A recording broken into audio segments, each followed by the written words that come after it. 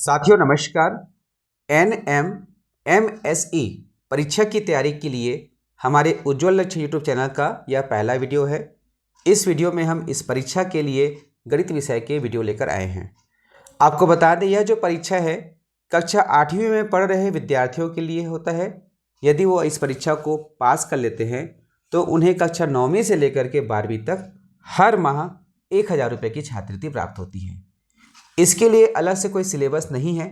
कक्षा 7वीं 8वीं में आपने जो पढ़ा है वही जो है सिलेबस है, और उसके आधार पर एक बहुत अच्छा पुस्तक जो है अजय माला ने तैयार किया है, और इसके जो प्रश्न हैं हम इस वीडियो पर एक्सप्लेन करने वाले हैं।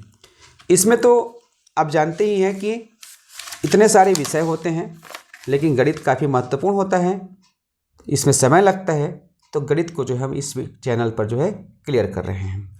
बाकी अन्य विषय की तैयारी के लिए आप स्वयं से कर सकते हैं, या आपको कोई अच्छा टीचर मिलता है उनके माध्यम से कर सकते हैं जो इसके विषय विशेषज्ञ होंगे। मैं यहाँ गणित विषय को देखूँगा। तो गणित विषय की जो शुरुआत होती है वह होता है परिमेय संख्या से। गणित पहला चैप्टर है परिमेय संख्या, और परिमेय संख्या के बारे में आप अपने स्कूल में पढ़े होंगे।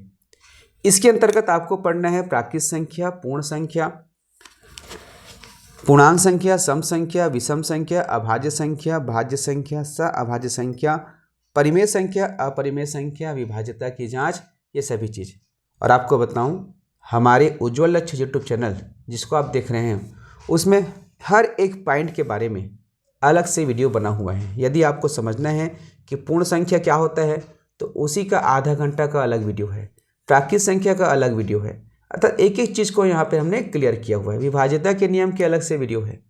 तो आप यदि नए हैं तो उन सभी वीडियो को देखिएगा अगर इसमें कहीं दिक्कत होता है, और इन सब में अगर दिक्कत नहीं है तो हम सीधे चलते हैं प्रश्न की ओर।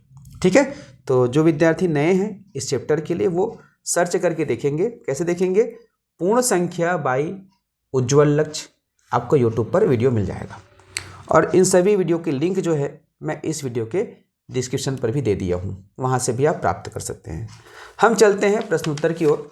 तो पहला जो प्रश्न है इस पुस्तक में जो दिया गया बहुत महत्वपूर्ण है और समझने लायक है। इसको समझेंगे तो ऐसे कई प्रश्नों को बना सकेंगे।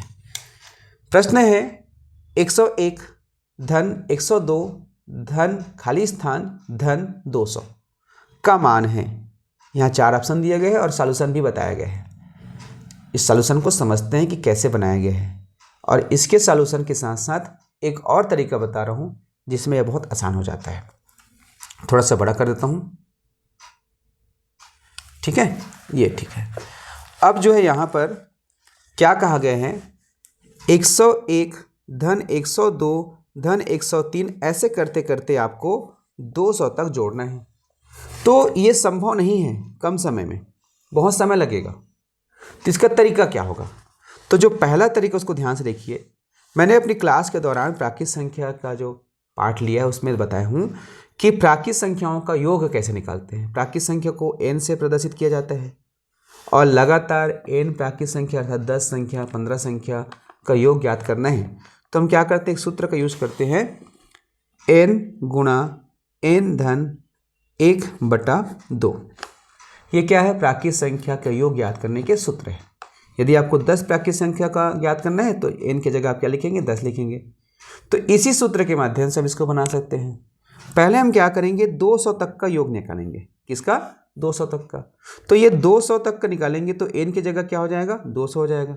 तो इस सूत्र में 200 गुणा n धन 1 बराबर क्या हो जाएगा? 200 धन 1 बराबर 201/2। अब इसको हल करेंगे तो ये 2 एकम 2 और ये 2 100 बार कट जाएगा, 200 200। अब इसको गुणा करेंगे 201 गुणा 100, तो आखिरी में 2 शून्य हैं, लगा दिए, और 201।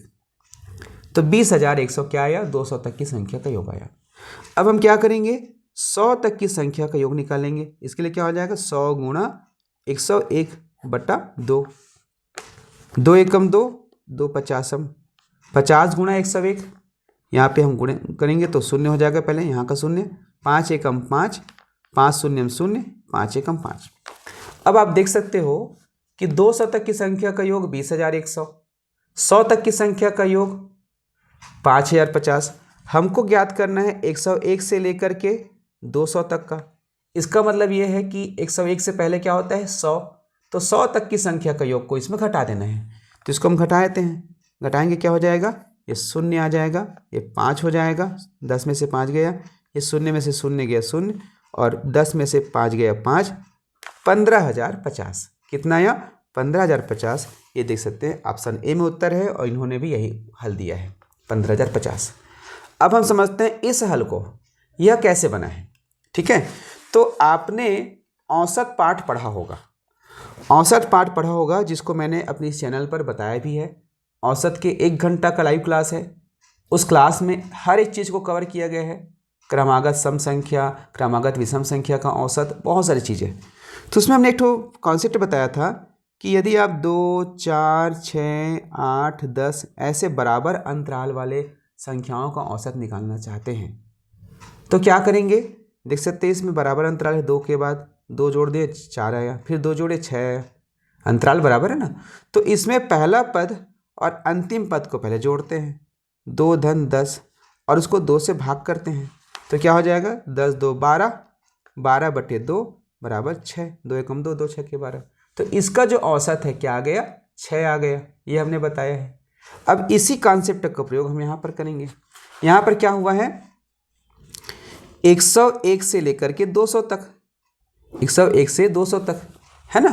तो 101 से लेकर 200 तक जब हुआ है तो पहला संख्या क्या हो जाएगा, 101 हो जाएगा, दूसरा संख्या क्या हो जाएगा 102, अंतिम संख्या 200 हो जाएगा। इन दोनों को जोड़ करके क्या करेंगे, 2 से भाग करेंगे, तो यहाँ पर हो जाएगा 301/2। ये क्या हो गया, औसत हो गया। क्या हो गया, औसत हो गया। अब इसी औसत में मैंने एक कॉन्सेप्ट और बताया था, यदि हमें औसत पता चल जाए और संख्याओं की संख्या पता चल जाए, जैसे यहाँ पर 1 2 3 4 5 संख्या है और इसका औसत 6 है, तो हम इसका टोटल निकाल सकते हैं, इसको बिना जोड़े, इसको बिना जोड़े टोटल निकाल सकते हैं। तो क्या हो जाएगा, ये टोटल 5 संख्या है, 5 और टोटल जो औसत है 6 है, तो 5 6 का 30, आप इतना को जोड़ लो, 30 प्राप्त होगा। हमने सीखा था नहीं, तो इसी का जो है यहाँ पर उपयोग हुआ, क्योंकि देखो ये औसत है और हमको क्या पता करना है, योग पता करना है। तो इस औसत में जो है 101 से 200 तक कितनी संख्या होती है, 100 संख्या होती है। तो इस 100 से जो है हम इसको गुणा करेंगे 301/2 को, ये संख्याओं की संख्या है, जैसे ये 5 था वैसे ये 100 है, और ये 6 जैसे औसत है वैसे 301/2 औसत है। इनको गुणा करेंगे, 2 एकम 2, ये 50, आखिरी में शून्य आ जाएगा, गुणा करेंगे ये शून्य, 5 एकम 5, 5 शून्य शून्य, 5 ये 15। आप देख सकते हो दोनों ही स्थिति में उत्तर बराबर आया है। ये दोनों ही तरीका मैंने आपको बताया और इसी तरीके का प्रयोग यहाँ पर किया गया है। ठीक है, तो ये पहला प्रश्न था। अब हम चलते हैं दूसरा प्रश्न की ओर। वीडियो को लाइक शेयर अवश्य कीजिएगा। आप देख रहे हैं उज्ज्वल लक्ष्य यूट्यूब चैनल।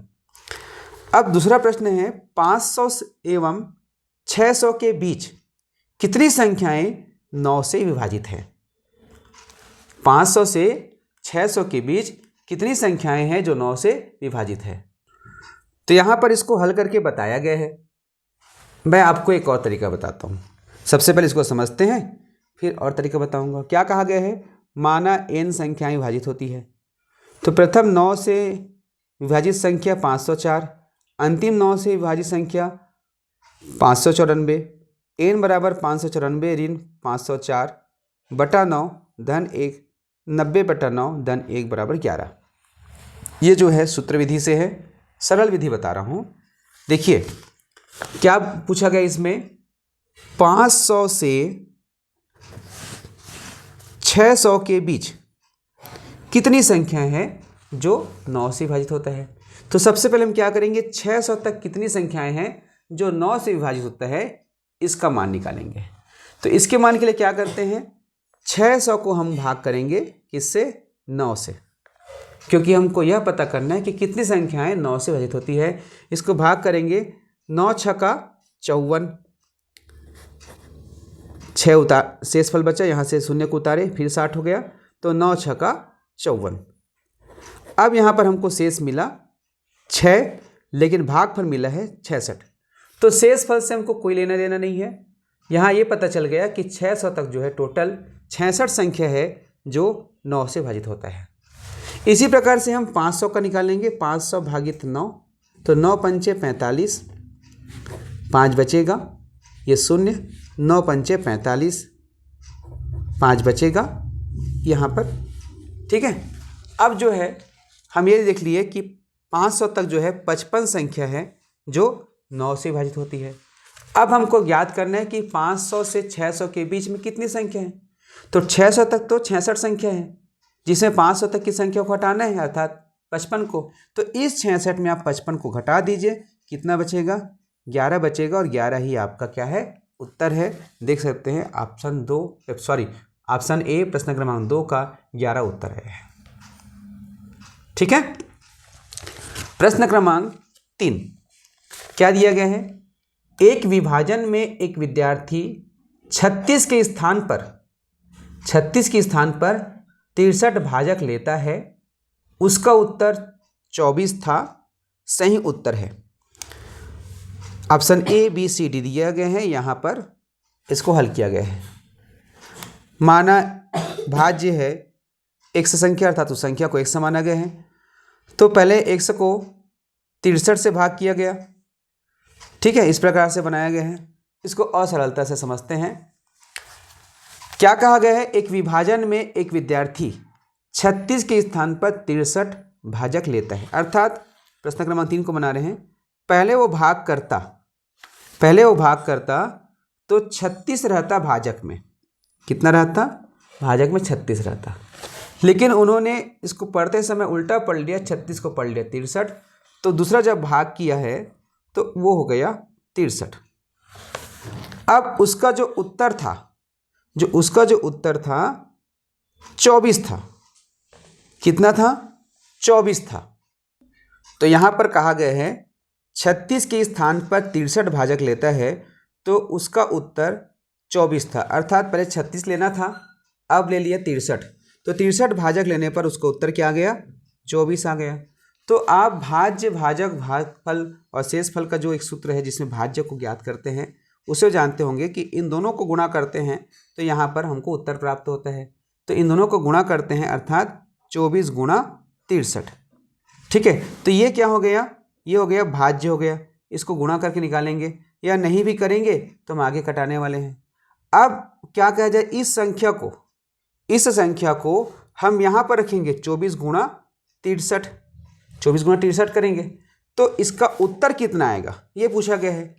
तो अर्थात इसको हम भाग करेंगे, तो भाग करने के लिए क्या कर सकते हैं, या तो आप इसको पहले गुणा कर लो, फिर जो भाज्य आएगा उसको भाग कर लो, या फिर 24 गुणा 63 बटा 36 करो, इसमें आसान होगा।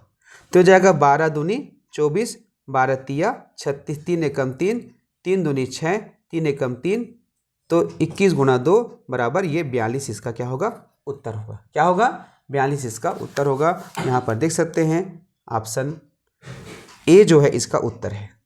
ठीक है, प्रश्न क्रमांक 4 है 16 गुणा 15 गुणा 50 गुणा 22 गुणा 115 गुणा 18 गुणा 90 गुणा 65 के गुणनफल के अंत में शून्यों की संख्या है, कितने शून्य होंगे, ये पूछा गया है। तो इसको कैसे बनाएंगे, तो इसमें देखेंगे सबसे पहले हमको इसके इकाई को ही ध्यान देना है, सबको गुणा नहीं करना है। सबको गुणा करोगे तो बहुत समय लगेगा, सबको गुणा करते बैठे रहेंगे तो 1 से 2 घंटा लग जाएगा, केवल 3-4 प्रश्न बस बना पाएंगे परीक्षा में, हमको जल्दी बनाना है। तो हम इसके इकाई को ट्रेस करते जाते हैं, इसके सूत्र भी हैं लेकिन हम बिना सूत्र के कम से कम समय में बनाने की कोशिश करेंगे। तो 6 गुणा 5, तो 6 गुणा 5 में क्या होता है, 6 पंचे 30, 30 आता है नहीं, तो इसमें एक बार शून्य है, और 3 ऐसी संख्या है जिसको किसी से भी गुणा करोगे इकाई अंक से शून्य नहीं आएगा। आएगा क्या, इकाई अंक से तो ये हट गया, तो यहाँ तक, यहाँ में केवल हमको एक शून्य मिला। फिर यहाँ पर देखो ऑलरेडी पहले शून्य है, तो किसी भी संख्या का जब हम गुणा शून्य से करते हैं तो उसका उत्तर भी शून्य आता ही है। तो देख सकते हैं इसमें 1 बार और 2 बार शून्य है, तो 2 शून्य तो पहले आ गया। ठीक है, उसके बाद ये 5 6 का 30 में 1 शून्य और आ गया। अब उसके पश्चात ये 5 यहाँ और बचेगा, 5 दूनी 10, 1 शून्य और आएगा। ठीक है, उसके बाद 5 8 40, 1 शून्य और आएगा। ठीक, फिर उसके बाद यहाँ पर 40 जो हुआ है, 40 में से ये शून्य यहाँ चलेगा। अब 4 से गुणा करेंगे लास्ट में, तो 5 चौक 20, एक शून्य और आएगा। टोटल देख सकते हैं क्योंकि 5 यहाँ से आए हैं ना, ये 5 है, तो 1 2 3 6, टोटल जो है 6 शून्य इसके गुणनफल में आएगा। तो इस प्रकार से हमने ये 15 मिनट का क्लास लिया जिसमें हमने 4 प्रश्नों को हल किया और इसको इस पुस्तक में हल करने के तरीके और बताया गया। जैसे यहाँ पर दिया गया है कि प्रथम में 5 की गुणन है 6, प्रश्न में 5 के गुणन है 6, प्रश्न में 2 के गुणन है 8, अतः शून्यों की संख्या हो जाएगी 6। ये दिया गया है, ठीक है। तो मेरे ख्याल से ये आपको समझ में है, बिल्कुल बना सकते हैं और यहाँ पर जो है मैनुअल तरीके से हम बना सकते हैं। तो ये छोटा सा वीडियो था, आप इसको देख करके रिप्लाई कीजिए आगे, और आपको वीडियो चाहिए कि नहीं चाहिए, क्योंकि आपका जो कमेंट आएगा उसके आधार पर मैं अगला वीडियो लेकर आऊँगा। जुड़े रहिएगा उज्ज्वल लक्ष्य यूट्यूब चैनल से। नमस्कार।